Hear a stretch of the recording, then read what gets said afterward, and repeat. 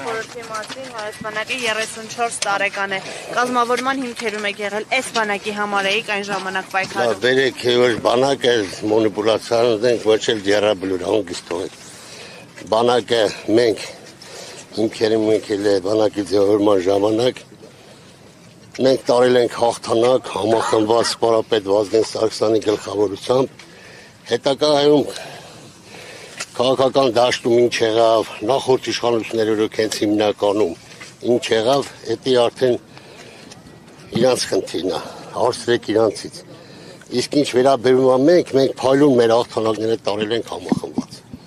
Հետագայում հաղթանակներ կունենա մեր բանակը ինչ է կարծում զարգացման այս տեմպերով եթե առաջ գնա Լսեք այսօր մեր գերխնդիրն է գնանք խաղաղության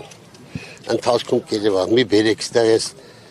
ինչ որ բաներ ասեմ մի ադրբեջանական սայթերը սաղ ինձանից են խոսում նույթեր են գցում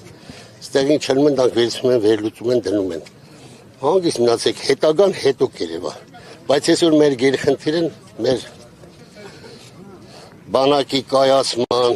մեր համախմբման ժողովրդի ամենակարևորը մեր գերխնդիրը դա է ուրիշ մենք խնդիր չունենք ընթացքում կերևա Ձեզ գոհացնում է այդ կայացումը հարցը դա է պարոն Միքայելյան Լավ մենակ դու աշտվող չես լսում եմ Պատասխանեք իմ գործընկերները լսում են Ես կարամ գնամ պարոն Միքայելյան այդ պայմանավորված է մենակ դու ես հաստալու ոչ մի հետևանք չի կարել որպես պաշտպանողական բանակ արդեն ոչ մի հետևանք չունենա պլյուս դրան այսօր գիտեք մեծ թվականակով զորավարժություններ է թվում այս տարի չեմ ուզում լավ ասեմ քանի հազար հոգի լրացնում է եւ ընթացքում մենք կամաց պետք է անցնենք պրոֆեսիոնալ բանակի պլյուս դրան սահմանապահ զորքերը որ կանգնած են կանգնելու են եւ այսօր կանգնած են ամբողջ սահմանի երկանքով Նաև այս բան քննարկվում է գումարով բանակից ազատվելու նախագծերի մասին Դե քննարկվում է դեռ չի տակսում Ինչու՞ մի վերջո քննարկումներ Չի հետաքրքրում ինձ հիմա որովհետեւ քննարկում է լուրջ բան չի Բայց առաջին բանակի մարտը ձեզ համար կարևոր չէ օրինակ քիչ առաջ падգամավորները նշում էին որ ամեն դեպքում տղաները գոնե 6 ամիս պետք է անցնեն ծառայություն հետո իրենք կորոշեն արժի շարունակել թե չարժի Որ դարձան падգամավոր պատասխանեմ ձեր հարցին Ոչ որպես падգամավոր այլ մարդ ով բանակի կազմավորման ակունքներում է կանգնած եղել եւ շատ լավ տիրապետում է Այսօր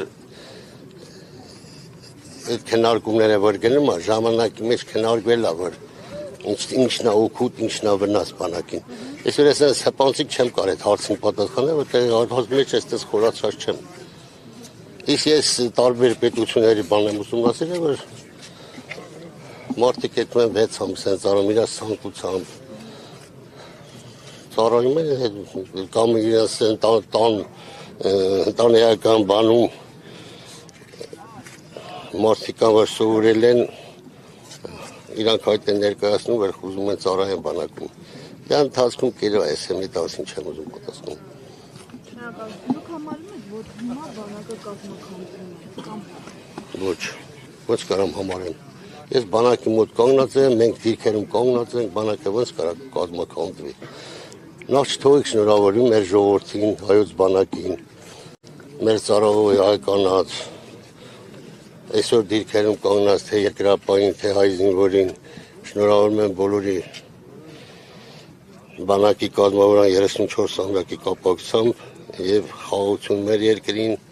տղերքներ բարի ծառայություն Պարոն Միքայելյան, վերջին հարցը, դուք ամենաշատն եք լինում սահմանին, տեսնում զինվորներին, բարոյահոգեբանական վիճակը տղաների մոտ ինչպես է։ 44 օրերն էր բարձր։ Այս չի որ մեր զինվորը, մենք չեմ ուզում միշտ ասեմ, բայց մենք միշտ հայ ձեռքով ենք պարտվել։ Հայ ազգը միշտ պարտվել է հայ ազգի ձեռքով։ Պատմություն ուսումնասիրեք Իմանաք, էդի բադ խնդիրա քննություն է թում կպարզվի Այսօր մոտ 30 լսեք մի րոպե Հայ ձեռքով էլ է Վազգենի ազգային ժողովում գնդակարին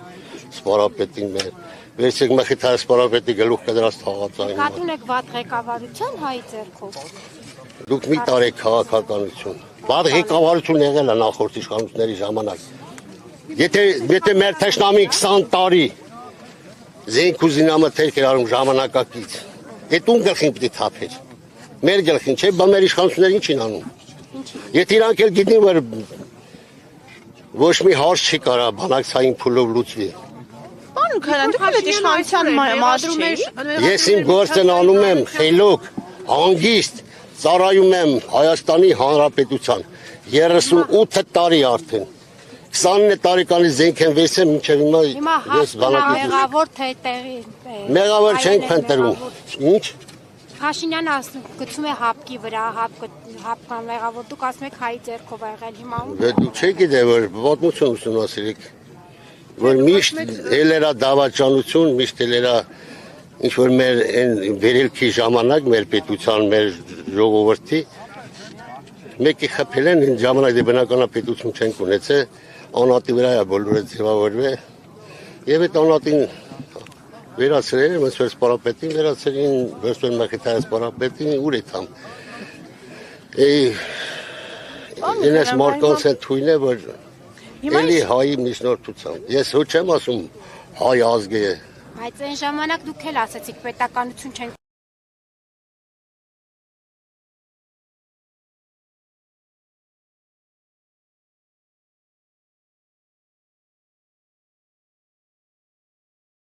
Հիմա ունեին։ Մենք պետք է պատրաստ լինենք մեր պետական սահմանները պահելու ու նորմալ ձևով պահում արտաքին քաղաքացիներ հոյակապ եկնում։ Դրա համար երեք չբզբզենք էլի։